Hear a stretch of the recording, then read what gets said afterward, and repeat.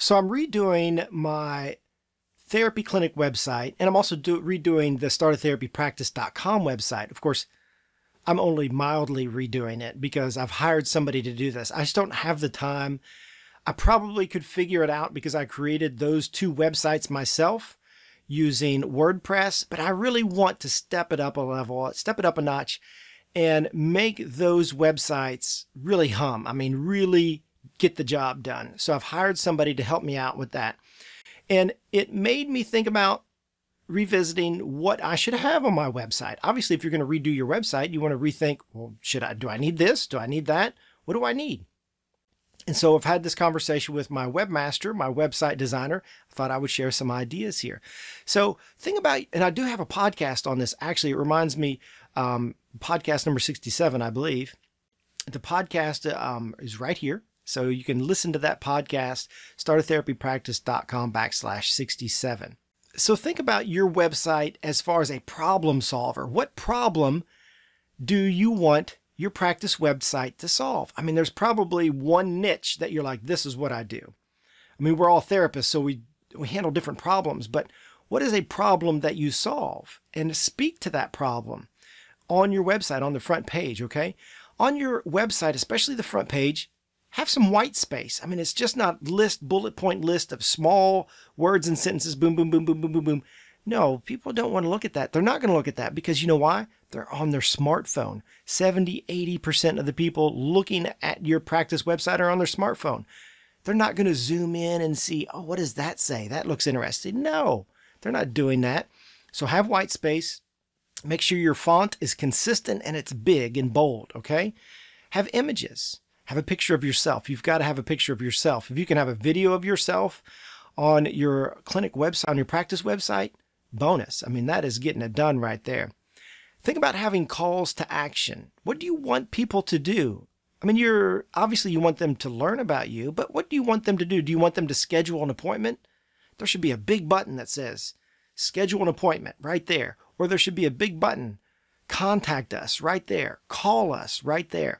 It should be big and bold. I mean, think about if you're on your smartphone, you want a big button because you want your thumb to be able to touch that. You don't want the buttons real close together. You want that white space, that empty space, so you can have enough room to navigate that and you don't push the wrong thing with your thumb. With my big fat thumb, I don't want to push the wrong thing.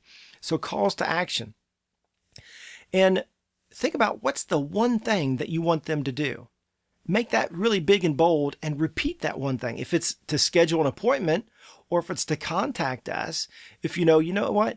People really aren't scheduling an appointment until they contact us. We'll make the contact us button really big and duplicate it throughout that first page because as you scroll, you forget to scroll back up and say, oh yeah, I wanted to contact them.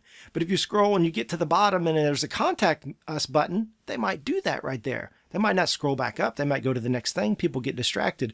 Give them numerous opportunities to do that one thing that you want them to do. If it's to sign up for your newsletter, whatever, make that an option. And if there's two things, maybe it's schedule an appointment, maybe it's contact us. Give them a couple of options throughout that first page to do that. And on numerous pages, on your other pages, give them some options. Contact us, schedule an appointment. Those buttons should show up in a couple different places on each page, on each post of your website.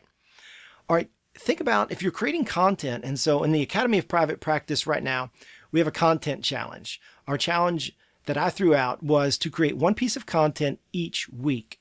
And I'm trying to hold Academy members accountable to that. So if you're interested in what the Academy of Private Practice is, go over to startatherapypractice.com/academy. You can learn what membership into the Academy provides for you as far as starting your practice and growing your practice. Would love to see you as a member over there. Which reminds me, I've got a free webinar coming up on how to start a therapy practice. It's a free webinar. Go over to startatherapypractice.com and click on sign up for the webinar. It's just a big button right there because that's my call to action to you. I want you to sign up for the webinar because everybody who comes to the webinar gets a free handy dandy checklist. I mean, it's like a super duper checklist. It's like a check notebook, I think. So, excuse me, go over to startatherapypractice.com, click on register for the webinar. But back to our website. If you're creating content, you have some content that you've created that is a different take on the same subject. And what I would suggest is to have a page on your website. Think of it as a hub page. So it's a page of all the links to the different articles that you've written or videos or whatever about that subject. If you're doing lower back pain and you've written 50 articles on lower back pain, but you've also written articles on different things, have one page. Here's all the articles that I've written about lower back pain. All right, so they can go to one. It's like a mini course then that somebody can go through. I mean, that's gold mine of someone landing on your website and saying, oh my, they've got 50 articles on lower back pain. They know what they're talking about. I can learn a lot right here. And I begin to trust you as the therapist. I'm going to sign up for some therapy, which is why you want that call to action. Contact us. Schedule an appointment right there on your hub page of all the lists of different articles about your niche. So also think about landing pages for about specific topics. And make that a very clean landing page, made it very informative. That hub page that I just mentioned is sort of like a landing page. And so think about calls to action. What do you want them to do after they consume some of that content? Okay. Do you want them to sign up for a newsletter? Sign up to be contacted so you can put them in an email sequence? Do you want them to download a free ebook? Do you want them to reach out to you to contact you? So don't give them too many options on a landing page. A landing page is meant to have one purpose. Here's the information you consumed. Contact us. Okay. You should also consider multiple ways that they can consume the content on your website. So you could write an article, but then you could also shoot a 2-minute video that summarizes that article. And then you could possibly just do a PDF printout of that article. Think about different ways that people might consume your content. A lot of people don't read anymore. They might watch a short video. You're watching this video, or they might listen to the audio on it. So you could have just an audio version of that. Maybe you want to start a podcast. Anchor is actually a great way to start a free podcast. So you could go to Anchor, A-N-C-H-O-R. I believe it's anchor.com. I'll put a link to it down below. And I created a podcast on Anchor before. Super easy.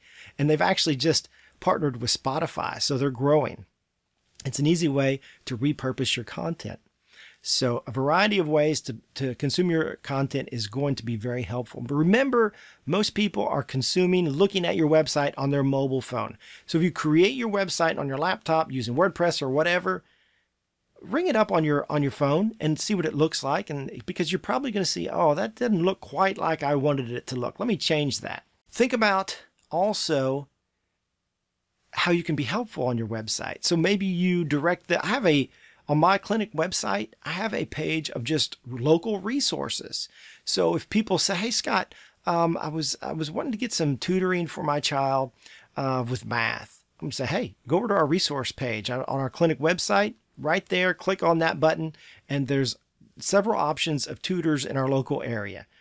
Be very helpful on your website, and people will really appreciate that. So that's all I have about websites today. Be sure to listen to the podcast that I have on that because there's a free checklist that goes along with that. Sign up for the free webinar, startatherapypractice.com. If you have any questions, let me know. Godspeed to you in your practice.